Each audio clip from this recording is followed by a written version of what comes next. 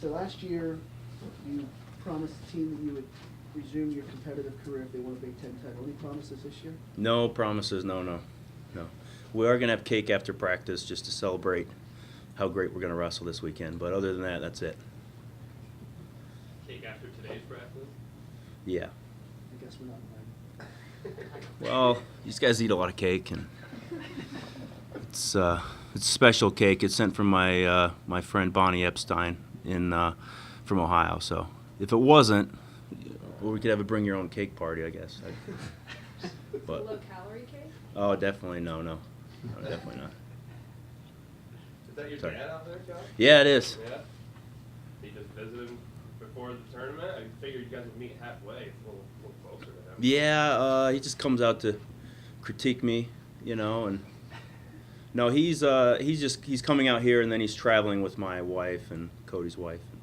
My mom's watching Cody's kids, so yeah, I don't know, it doesn't make sense, but they don't get out here much, so any chance they can, they come out.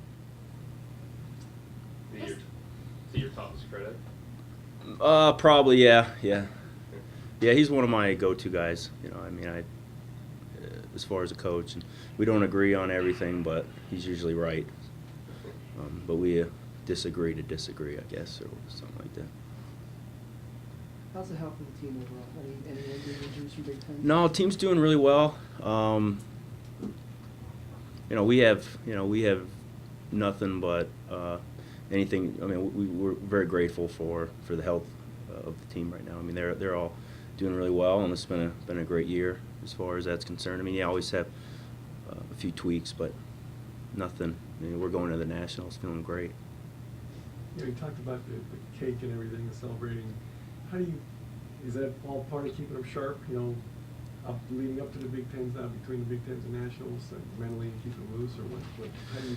Yeah, I think, I think one of the main things, I don't even know how to say it, but as a coach, we just got to make sure we don't overestimate our importance, we just want to, having cake and is really just to make the guys smile, and we just want to just do what we keep doing. This isn't a time to come in here and tell them everything that they need to do, and it's just a time to really focus on our strengths and really have a good time. If our team's having fun, we'll have good results, and that's what that's about really. After such a successful dual season and then another conference title, how do you keep the team from not really getting complacent and expecting that win, especially going into a national tournament setting? Well, we hope they expect to win. That's important, and it's just a lot of winning and losing is choice, I think, and we just really, if they choose to win, it's hard to stop somebody. But really, they know what they want. These guys want to be national champions. I mean, they want to be Big Ten champions, but that's definitely it's a lot lower on the totem pole than being the national champions. It's just a stepping stone. It's a great indicator of what we're capable of, and it's something we can be proud of and will be proud of for a long time. But we want to win the national tournament. Do you see that progression in their wrestling too? The way that they come into the practice room, leave the practice room, go out on the mat. Do you see them kind of going through that stepping process? I think so. I think it's we have a team that likes to compete, and I talk about that all the time. But that's something it's not something that they've been taught at Penn State. It's something that they've been born. I don't know if they've been born with it or if their parents had something to do with that or both. But they just want to win. They like to compete. They want the big matches, and they'll step up. Because that's who they are and that's what they do. Cael, you talked before the Big Ten tournament about giving Ed some time off to make him hungrier in a sense. Ed wrestled well at the Big Ten tournament, but did he reach the level you and the staff were hoping he was going to reach, or do you still think he has a little bit more ways to go?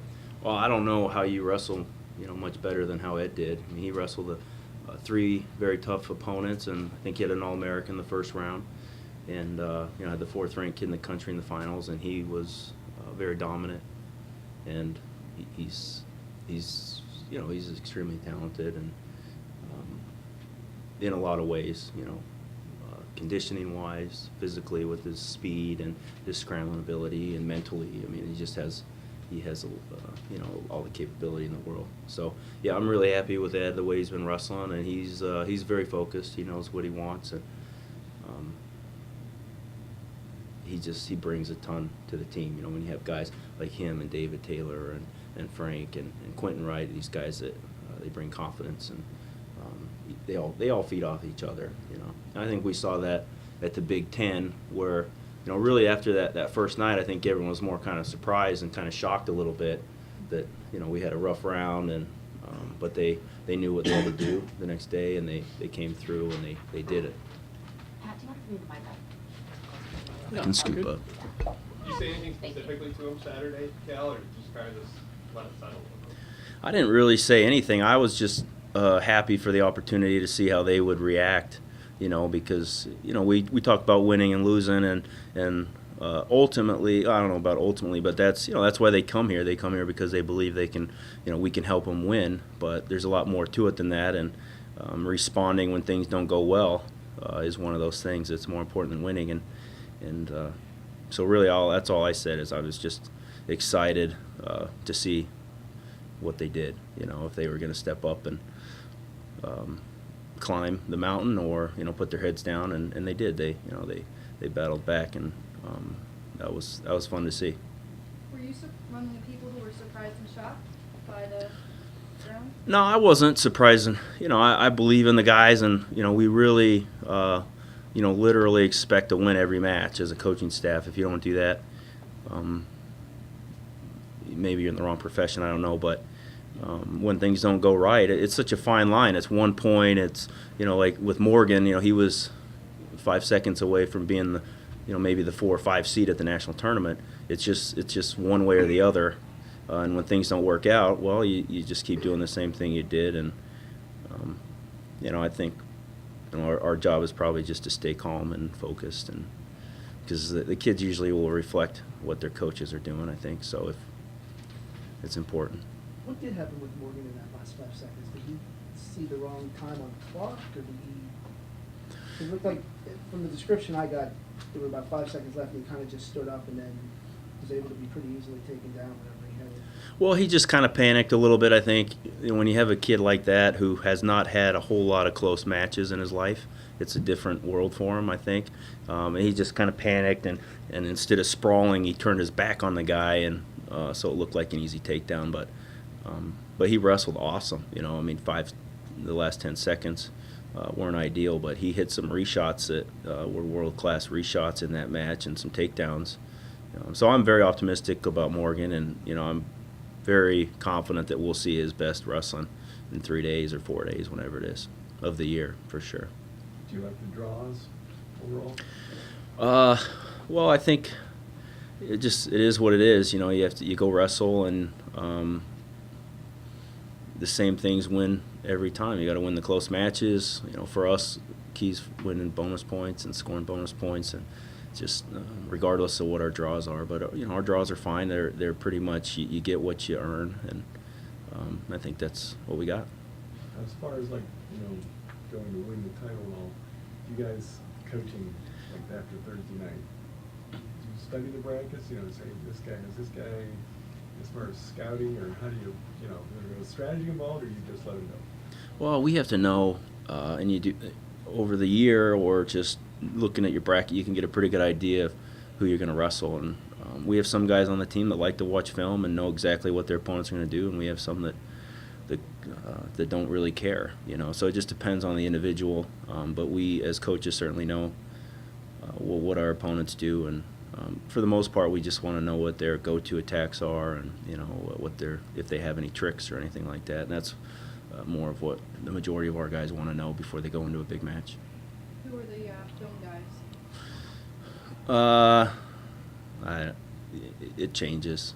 Not really. I don't know. I don't know if that's information I should share or not. It's not really a big deal, but everyone has a different personality, and, you know, you could probably figure it out by watching them wrestle. You know, everyone's personality, wrestling, you know, does a pretty good job of showing you what a kid is and what his personality is all about.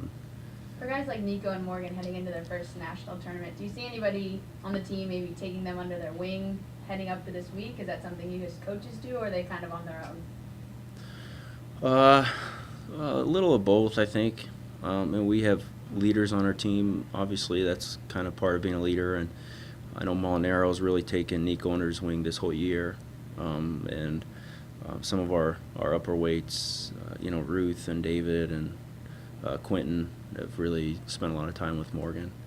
But it just depends, They all know. I mean, Nico and Morgan have been through enough big tournaments, and this is it's a national tournament, but really, I think I talked about this before. But to them, the state tournament is the national tournament for them when they're in high school. So it's as far as importance is concerned. So they know, they've been through this, and they know what to expect, and they've been through a tough year with with some mostly ups, but a few downs, since they know what to expect. Coach, entering the tournament with a lot of top seeds as a defending national champion, do you guys see like a target on your back? Does that change the way you approach it at all from other games?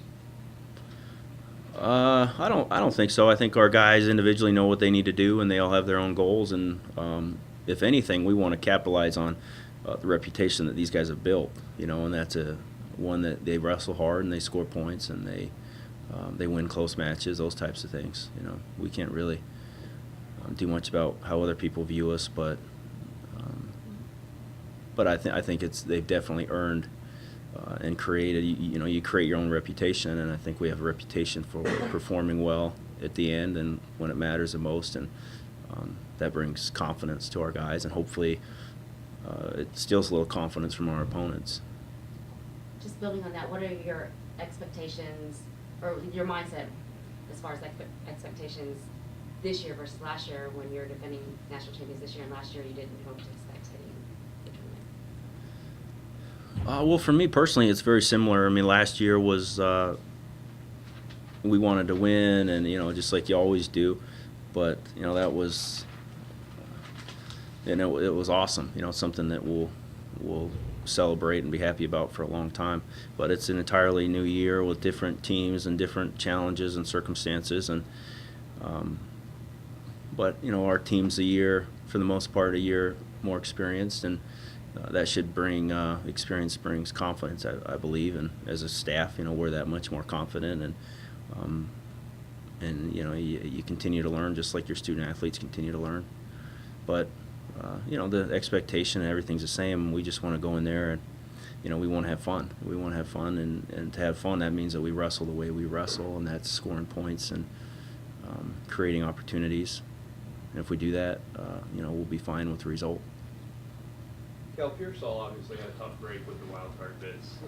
How's he handling that, and what have you said to him as a coach to kind of smooth that? Well, it's tough. It's very tough, and that's when it's you're.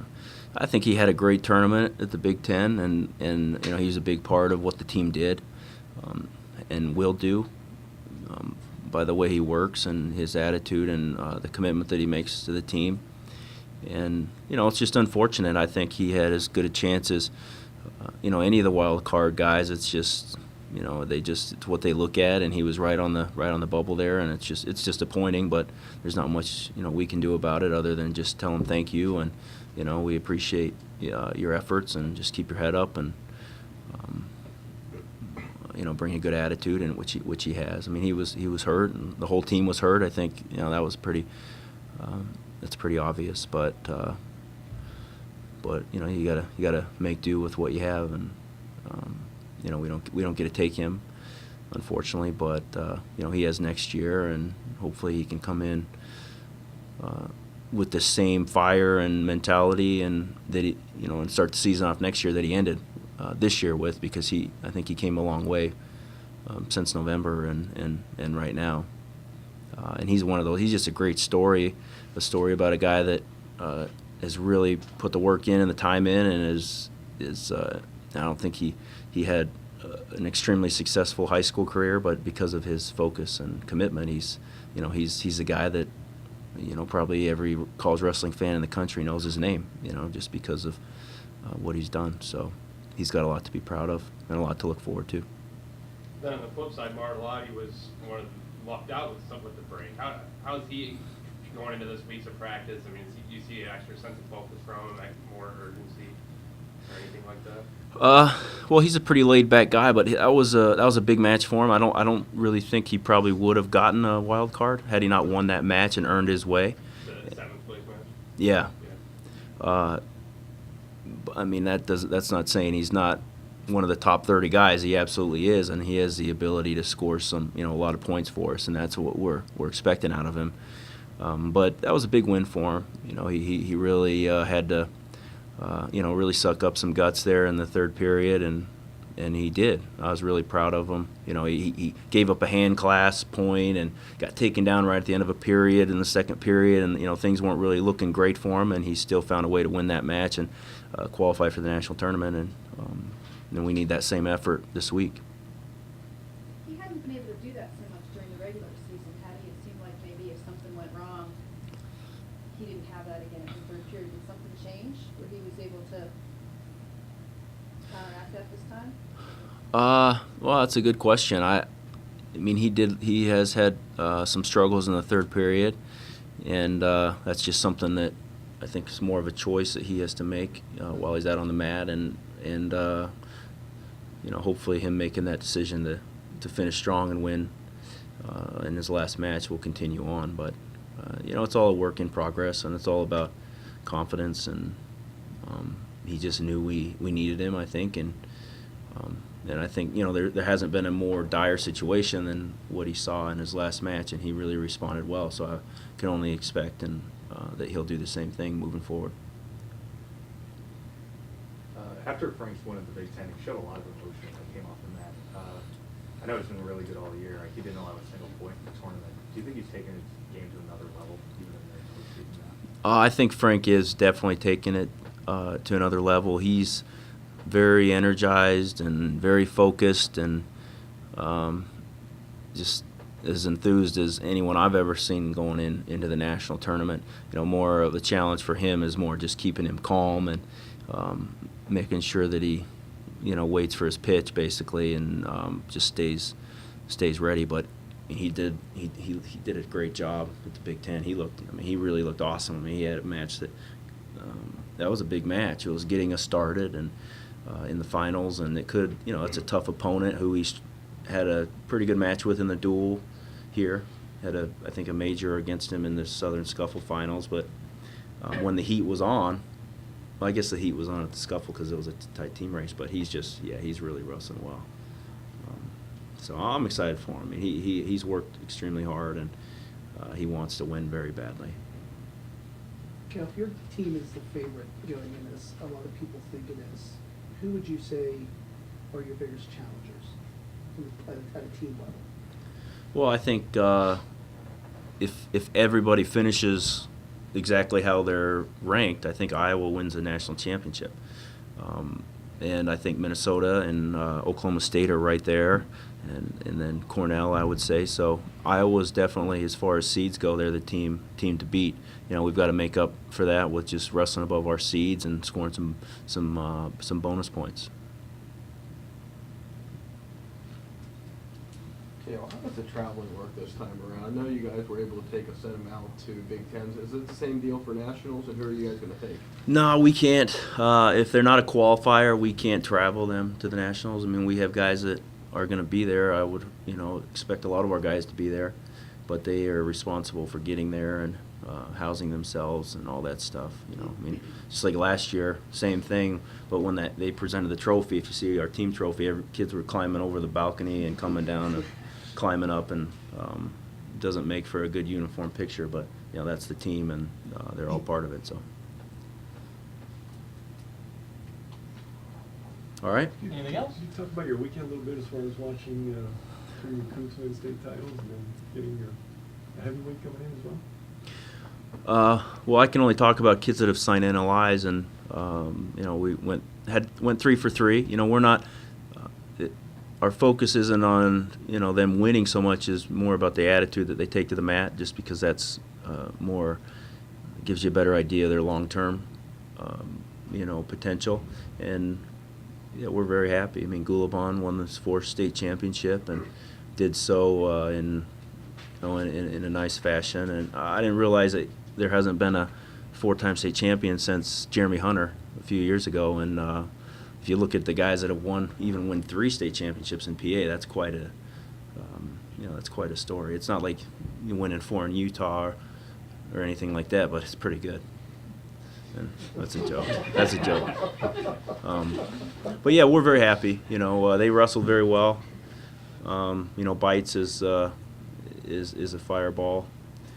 He looked really good, and he has that attitude that we really like. And Phipps just kind of demonstrated the kind of athlete he is and the potential that he has. Is great speed and just awareness on the mat. So those are 3 pretty good guys that we're excited about them, and we're happy for them that they went out there and won. It's important too. Guys when they're seniors, that's a big deal to them. We want to see guys that wrestle to the best of their ability when it's important. Because recruiting is really, it's the key, I believe, is just seeing what is and not what you want to see. Because you can go into a match and you can look for the good things and forget about and kind of play off the other things that you don't want to see. But it's that's something you kind of learn as a coach. You got to see what really is, and there's really not usually a lot of secrets.